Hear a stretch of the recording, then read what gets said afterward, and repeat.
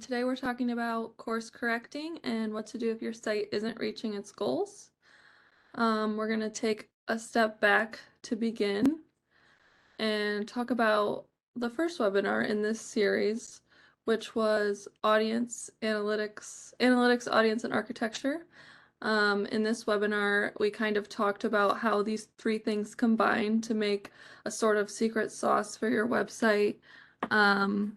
And we find that it's kind of a four-step process when trying to make changes. So we begin with strategy, we move on to implementation, we measure our changes from the implementation with SMART goals, and then today we're going to talk a little bit about how we can adjust and course correct to try to make sure that we are fulfilling our strategy and content goals.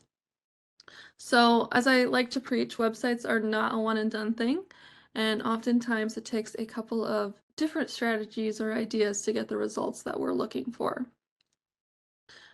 So if you were to come to me and you find yourself in this position where your goals are not measuring up, the first thing I would ask you to do is to look at your goals specifically. So pull out your SMART goal sheet and really look at what you're trying to do.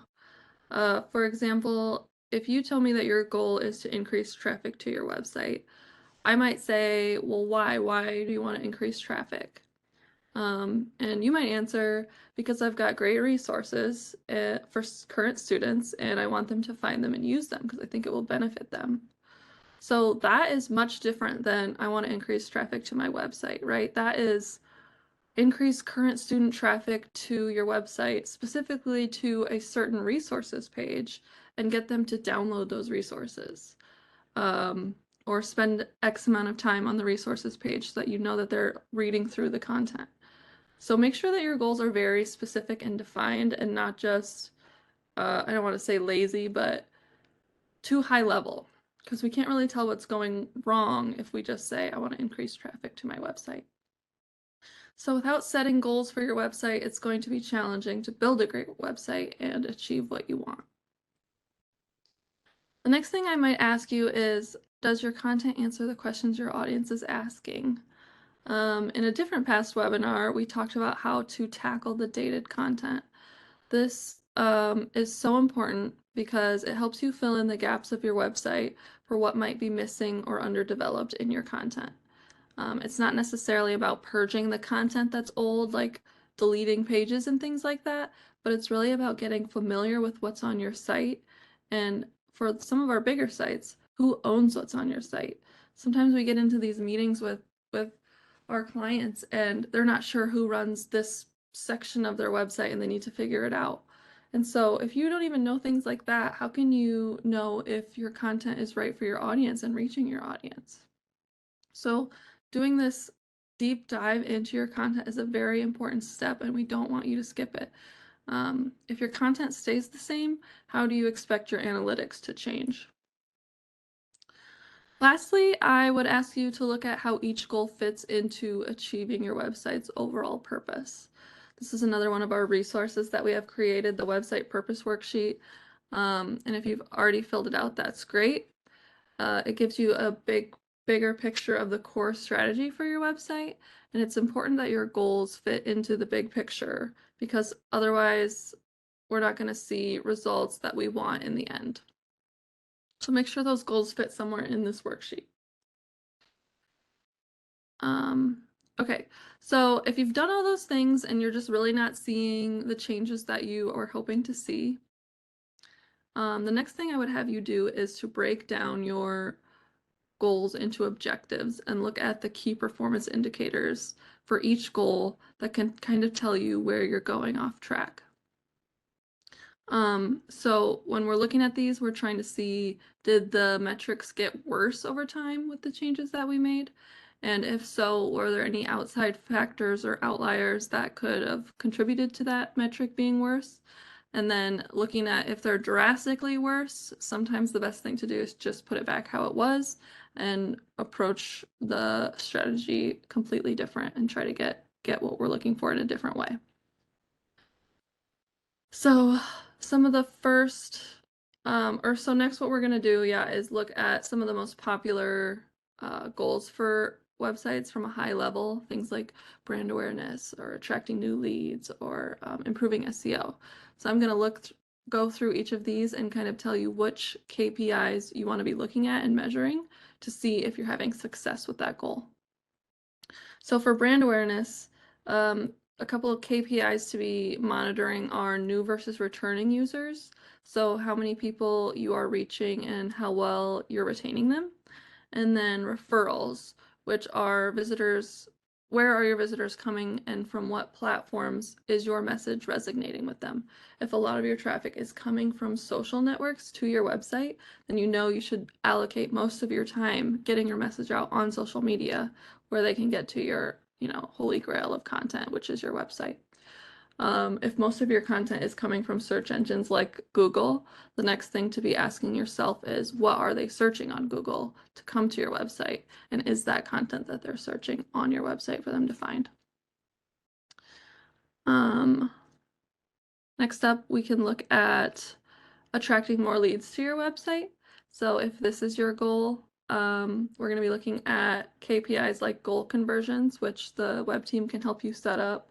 So for our website, we have a goal to get more people to request a faculty site, and this goal is converted when they click a button that opens up an email and sends to us.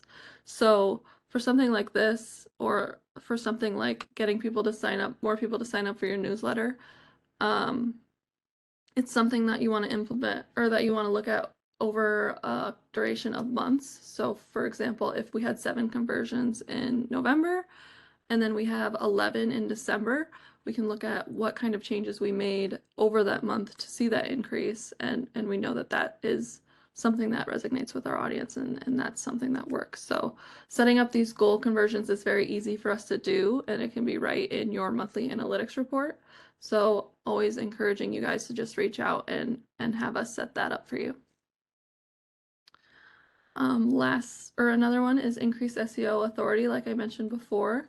So KPIs for this are going to be your site improve scores. This one's a little bit harder to measure because it takes a lot of time for your rankings on Google to increase. And so if you're coming back to me 2-3 months after making changes to your content, I'm going to say, well, you probably haven't given enough time. Is your site improve score all looking perfect? If so, we can look into things like Google Search Console, which the web team has access to. And if you tell us specific pages that you're trying to get to rank higher, we can plug those into our tool and let you know which page they're ranking on and which keywords they're ranking for. And we can help you optimize your content to include those keywords. And that can help sometimes increase your SEO authority as well. So make sure you're constantly checking in with your site improve scores, especially as you're adding content, because things like broken links and misspellings are going to possibly increase with the more content changes that you have. The last one we're going to look at is maintaining client satisfaction. This one can sometimes go hand in hand with brand awareness. So KPIs to look at, again, are returning visitors. They found your site useful and they came back. So that means they're happy with your work. How busy are the content pages for current students? And is that number going up? We know current students are like a constant client, and if they keep coming back to your site, that means you have good content for them. And then we can also look at the referral report again for increases in direct entries. If they know you do good work, they're going to go right to your website as opposed to going into Google and searching for, multiple resources and selecting the best option. So those are just some of the more common ones. If you have specific questions for KPIs for your goals, feel free to contact the team and we can set up a meeting, or you can ask us through email if that's your preference, and we can kind of break it down there. The biggest takeaway from this webinar that I want you to remember is that crafting your website takes time and humility. So we don't always get it right the first time, and especially for beginners, it can take a couple different iterations to try to get our websites where we want them and achieve our goals. And feel free to step back and take a different approach if it didn't go the way you wanted the first time.